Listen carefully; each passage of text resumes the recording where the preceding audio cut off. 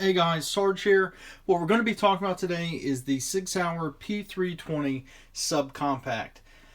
As you can see it here, I have it on my 2A3D printed pistol stand here. It's what I use. I primarily also use it in my safe to kind of keep the pistols organized. So if that's something you guys are looking into, I highly recommend 2A3D. For it, you can find them at Instagram at 2A3D print, and they can definitely hook you guys up. They'll even put different symbols and things like that on them. Okay guys, so let's get into the pistol here. So it is the Sig Sauer P320 Subcompact. I did not buy this as a individual pistol. I actually bought this as a conversion kit, and what I'll do a video on here soon is a P320 conversion kit video. That way you guys can see how it actually can switch out, right? And I'm sure you guys have seen it in other videos, but I'll give you guys my take on it. The P320 Subcompact is a fantastic pistol.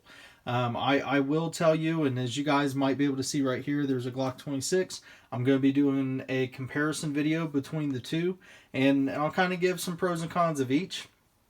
What I will tell you, my biggest pro with the P320 Subcompact, you have a ridiculously small gun in a fighting package. Okay, and what I mean by fighting package, certain guns are really small and they're easy to conceal, but they're not the best guns to fight with.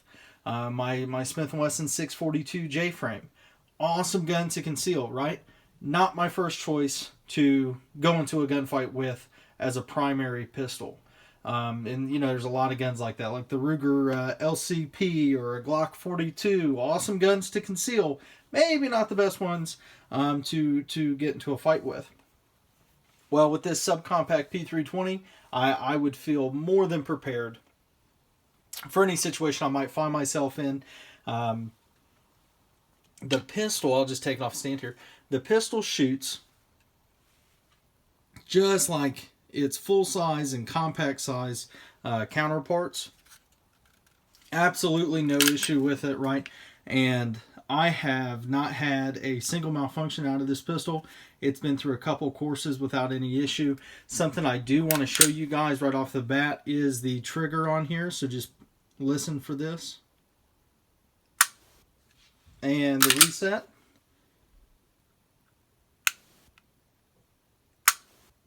Now, what I will say, okay, just talking about this, guys. I bought the P320 Compact 9mm. And after, I'd say, a couple months of having it, I went on to Sig's website. I saw that they were selling conversion kits, and I bought this one. This individual P320 Subcompact conversion kit did come with night sights. I don't know that all of them will, but this one specifically, it did for me. So that's pretty cool, guys. For $400, you know, it was the slide, the barrel, the frame, and a magazine. And all I had to do is just put the fire control unit in there, and I have now a subcompact pistol. So that was kind of cool. What I really liked about it is that there were some situations where I absolutely cannot be seen carrying a gun, right? And I almost said I can't carry a gun. Well, that's never the case. It's just I can't be seen carrying the gun. So due to some of the clothing choices that I had to wear, I needed a very small firearm, but I didn't want to sacrifice the controllability or my ammunition, right? And at the time, my P320 Compact was my 24/7 carry. So a good thing with this, they are very similar to Glocks. It will take the compact magazines, it'll take the full-size magazines, any magazine for any of the P320s up, right? So above it, it'll take. So I like that. Another plus to it, and I'll show you guys once I compare the 26 and the Subcompact, but it is a very, very small gun, okay? Almost identical size to the 26, and it has 12-round magazines. So I got added concealability, right? That was a plus. It's way more easy to conceal this than my Compact, but I only had to lose 3 rounds, right? So, okay, hey, I had to lose 3. But I didn't have 15-round mags in my pocket. So, okay, that's fine, right? On top of that, it does not shoot like a Subcompact. And I'll be doing some videos here soon, guys, just kind of showing you. But if you were to take this thing to the range, I'm telling you, you would feel like you were shooting a full duty size gun, and you have a very small package doing that.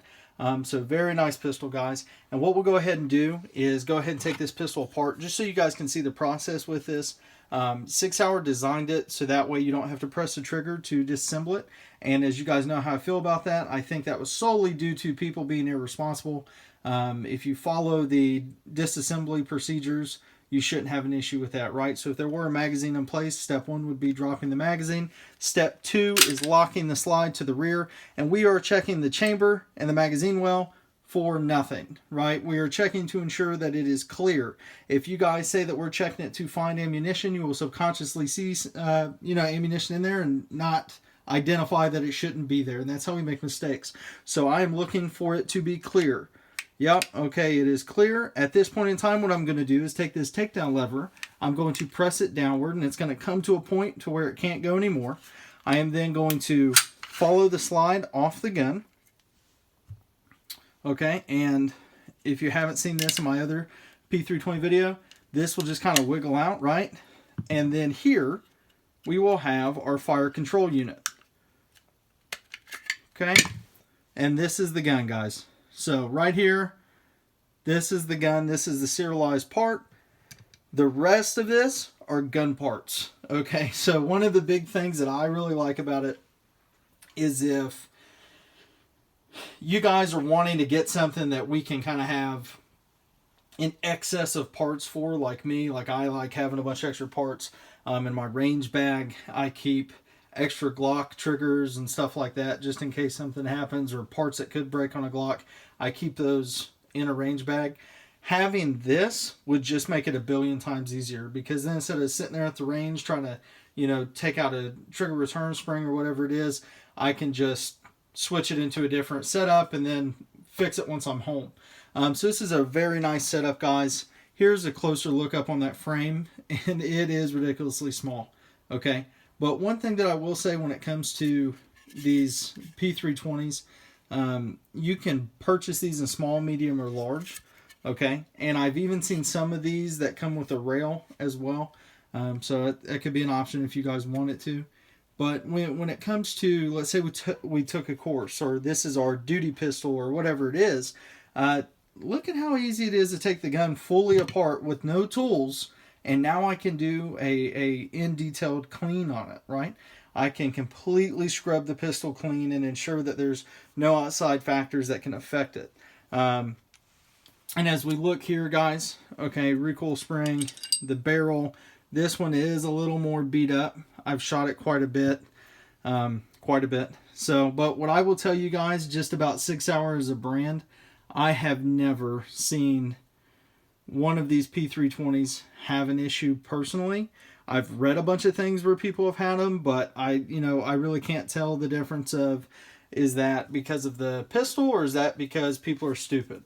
I don't know, right? So you can be the judge of that, but I will tell you, I love my P320 Subcompact. I've had no issues with it, the compact or the compact 45, and they are definitely go-to pistols for me. I hold them in the same regard as I do Glocks, especially with the being able to transfer them out with the conversion kits. So here's the P320 Subcompact, guys. I'm going to go ahead and put it back together just so you guys can see. It's the exact opposite of taking it apart. We put the barrel in. Now with these recoil springs, okay, and this is a little different than most pistols that I've seen, you'll have two holes here. What we want to ensure is that they're going 12 to 6. Okay, so make sure that they're going 12 to 6. If they are not, you will regret it, okay, because it is a pain in the butt to get it off the gun. For the fire control unit, if you guys didn't see me take it out, right, all you do is just drop the trigger into it here, okay, press it back, and you'll see it kind of fill in that gap. Ensure it's as far back as it'll go. We're then going to take our takedown lever, okay, and we are going to put this in and just twist, and it'll lock in, guys. You guys will feel it lock in. Take it back to the takedown side right here, right? Take your slide, okay, and of course we're on video. Got a problem. There we go. All right, now what we're going to do is flip this up, drive the slide home. It didn't fly off the gun, so it must be on there, right? So functions check, we're going to press the trigger. We're going to rack the slide while holding the trigger rearward. Listen for reset. There we go. Okay, guys, so there it is. Let me know what you guys would like to see out of the Subcompact P320 series, guys, and I will do my best to show that for you all. I have a couple alternative holster options and things like that I'm going to be testing with the P320 Subcompact. So you guys will see a lot of different shooting drills.